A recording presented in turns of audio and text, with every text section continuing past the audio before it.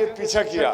अब जयंत ध्यान देना, वो भाग रहा है, इन बाण का पीछा देखे वो भाग रहा है, तो वो अपने पिता इंद्र के पास आए। ध्यान देकर सुनना, इंद्र भगवान को सारा बात बताए तो इंद्र भगवान नाराज हो गए। तो इंद्र भगवान जयंत को डांट दिए, तू घर से भाग जा, क्या तेरे कारण हो सकता है कि मेरा इंद्र लोक भी नष्ट हो जाएगा और जो राम का शत्रु, जो शिव का शत्रु, वो मेरा भी शत्रु बन जाता। अब यहां पर ध्यान देना, कौन थे? इंद्र का बेटा थे ना। अच्छा एक बात बता मेरी मैया, आपका बेटा या बेटी कुछ गलती कराया या आपका बेटा दूसरे से लड़ कराया, पीट कराया, और आप क्या करेंगे बेटा के साथ? माँ और पिता क्या करते हैं? बेटा को अपने अंदर में कर लेते, समझ गए? और पिता और माँ ध्यान देना डंडा लेके बाहर हो जाते हैं। मेरा बेटा का दोष नहीं है, तेरे बेटा का दोष है, मेरा बेटा से लड़ गया इसलिए। अब देखो ध्यान देना, यहाँ बेटा को झांप रहा है, गलती बेटा का, परंतु बेटा को घर में झांप रहा है, माँ आंचल में छुपा रहा है, नहीं समझे? वो माँ छुपाती और इधर पिता उनसे लड़ जाते। क्या ये सत्य है? ये ठीक कर रहा है पिता? नहीं, यहाँ गलती है। अगर आप मानो बेटा गलती किया, अगर आप ऐसा मन में सोच रखेंगे समाज से लड़ने का, तो याद रखना जब आपका बुढ़ापा आएगा ना, वही बेटा आपका काल बन करके आपके ऊपर टूट पड़ेगा। यानी उसके अंदर में बुराइयां भरते रहेंगे, वो बेटा आपका और बिगड़ता जाएगा। अगर उसी टाइम बेटा को हाथ पकड़कर, ध्यान देना, उनका कान पकड़कर समाज के बीच में आप रख देते। देखो, आप अपने बेटा को समाज के बीच में रख, उसके बाद कहते हैं समाज के व्यक्तियों, बुजुर्गों, पिता समान, बंधु, ये मेरा बेटा ये गलती किया है, इनको प्रकट करो। समझ गए? आप जब प्रकट करी, आप बेटा को समाज के बीच में रखेंगे। ध्यान देना, देखो जैसे मानो 60 वर्ष का पुत्र है, अब पिता है 90 वर्ष का या 80 वर्ष का। ध्यान देना, जब बेटा 60 वर्ष का है, वो कुछ गलती किया, समाज का व्यक्ति घेर लिया उनको दंड देने के लिए, और पिता क्या करते, वो 85-90 वर्ष के वृद्ध व्यक्ति, वो क्या करते, उनको कान में जैसे आवाज आते ना, तो वो दीवार को पकड़कर डंडा में सहारे में वो किसी प्रकार पंचायत में जाते और हाथ जोड़ लेते, हे समाज के व्यक्तियों, हे भगवान, समाज का व्यक्ति जहां इकट्ठा हो वो भगवान का आदेश अनुसार होता है, परंतु हम इसी समाज के हम हैं जे मेरा बेटा कुछ गलती क्या है, ये मेरा बेटा अभी नादान है। देखो 85 वर्ष 90 वर्ष के वृद्ध पिता 60 वर्ष के पुत्र के बारे में कह रहे हैं कि मेरा बेटा अभी नादान है, बालक है, नाबुद है, आप मेरे बेटे को आप क्षमा कर दीजिए। ये पिता का ये भाव होना चाहिए इस प्रकार से। अब सोचो, स्वयं उनका बेटा नाती पोता वाला, और फिर भी एक वृद्ध पिता कहते हैं कि मेरा बेटा अभी बालक है, मेरा बेटा अभी नादान है, इनको उतना ज्ञान नहीं, इसलिए आप मेरे बेटे को आप क्षमा कर दीजिए। ये पिता का भाव रहता। और ठीक उसी प्रकार से अपना गलती को प्रकट कर बीच में रखिए और बेटा को सजाई दिलवाइए, तो समाज का व्यक्ति आपके ऐसे आचरण, ऐसे व्यवहार को देखकर समाज का व्यक्ति आपके बेटा का सजाई कम कर देगा, केवल डांट कर और समझा कर आपके हवाले कर देंगे। समझ गए? और वो बेटा कभी दोबारा गलती नहीं करेंगे, कभी नहीं करेंगे। लेकिन करते हैं बेटा गलती, कहीं ना कहीं हम लोगों में कुछ ना कुछ कमी या कुछ गड़बड़ रहता सोच में या कर्म में, इस कारण से बेटा आपके हाथ से ही बाहर चला जाता है। आपके नगर में आज भ्रमण किया तो एक नगर में वृद्ध व्यक्ति हैं, अकेला। हम गए, वो अपने आप को नहीं संभाल पाए, वो रोने लगे।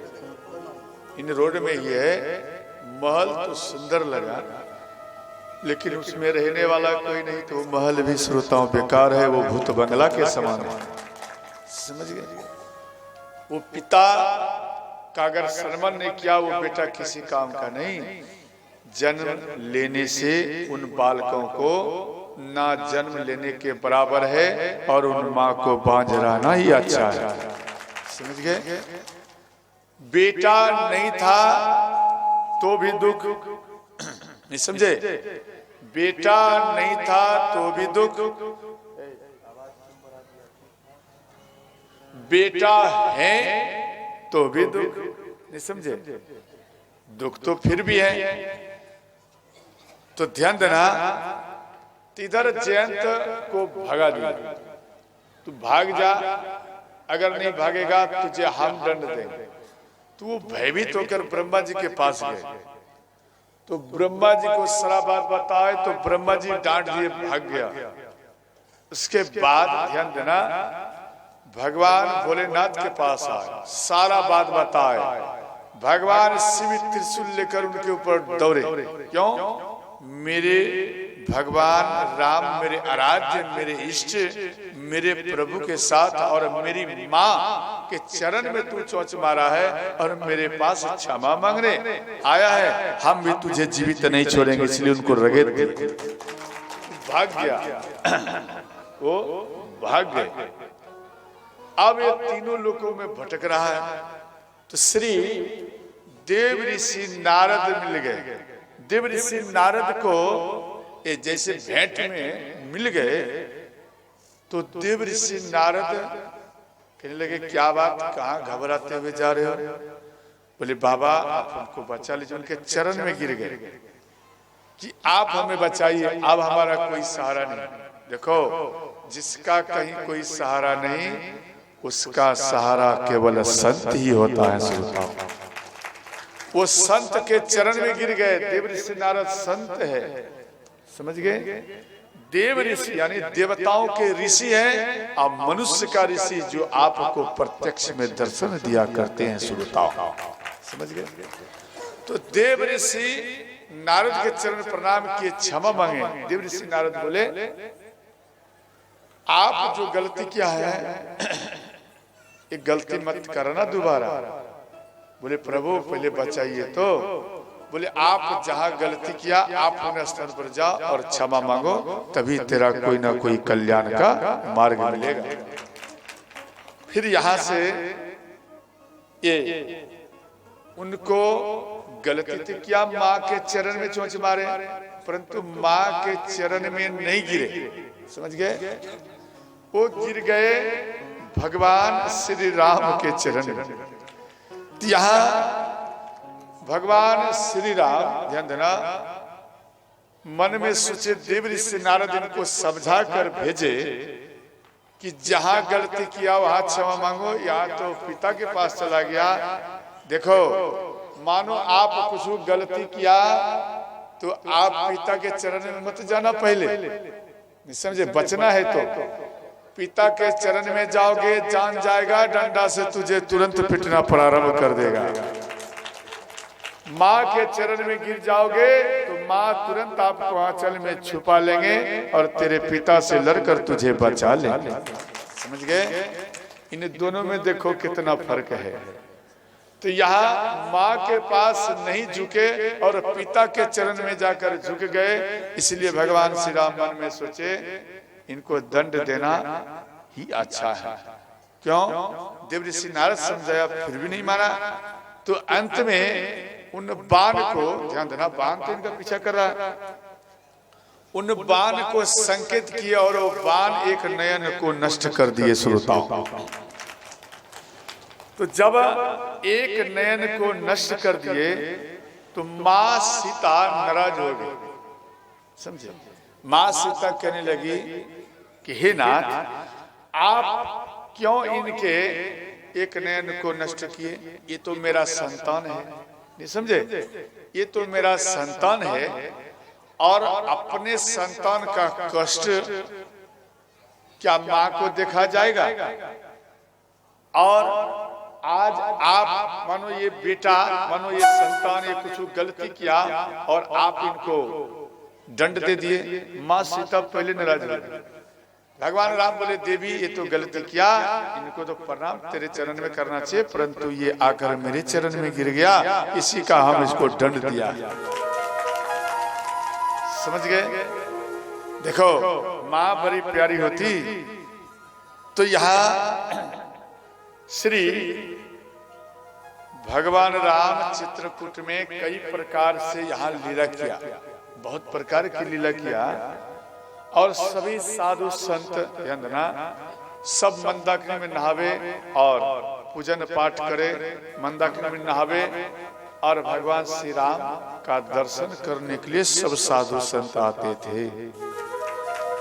अब इधर ध्यान देना, अयोध्या में ये बात मालूम फैल गया कि राम चित्रकूट में है, जिनको वियोग सतावे वो मानो परिवार के साथ, कई व्यक्तियों के साथ वो चित्रकूट आ जाए और वहां पर भीड़ होने लगे। समझ गए? यहाँ गोस्वामी जी लिखे हैं,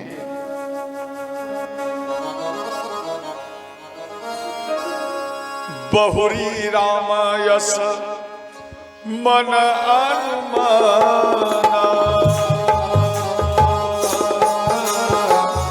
होहि वीर सबहि मोहि जाना।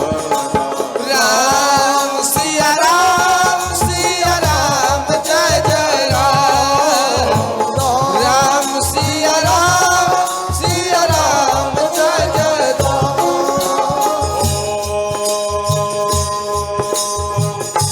मंगल भवनय ओ मंगल हारी,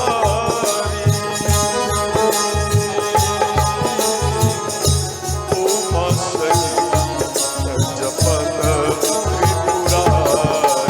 राम सिया राम जय जय राम, राम सिया राम जय जय राम। हर हर महादेव।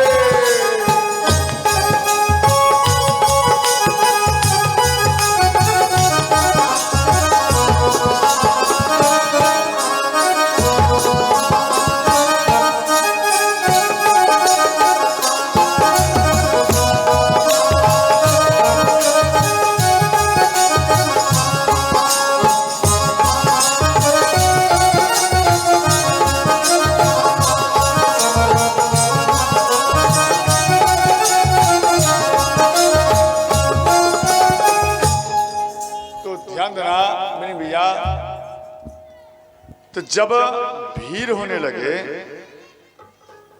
तो भगवान राम मन में विचार किए, यहाँ लिखे हैं, होई ही भीड़ सब ही मोहि जाना। अर्थात यहाँ जो भीड़ हो रहा है, अर्थात सब कोई हमको जान चुके हैं, इस कारण से यहाँ पर भीड़ हो रहा है। समझ गए? अब भगवान श्री राम मन में सोचे, इन स्थान पर रहना ठीक नहीं, समाज का व्यक्ति बार बार आएगा तब तो अयोध्या और वन में क्या फर्क रहेगा, वनवास का लाभ आपको नहीं मिलेगा। इसलिए भगवान श्री राम सभी संतों से विदाई मांगे। सब संत नाराज हो गए, भगवान को हाथ जोड़कर विनती करने लगे, प्रभु आप जा रहे हैं, क्या हम लोगों से कुछ भूल हो गया जो आप जा रहे हैं?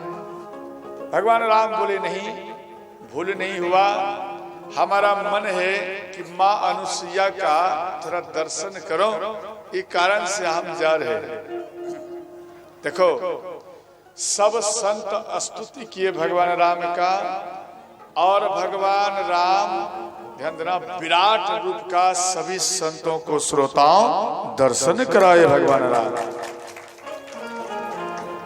इसके बाद भगवान राम अत्रि मुनि के आश्रम में आए। ध्यान देना, अत्रि मुनि प्रसन्न होकर भगवान श्री राम का स्तुति विनती किए। अत्रि के आश्रम जब प्रभु गए, सुनत और सीत भय। राम सिया राम जय जय राम। राम सिया राम जय जय राम।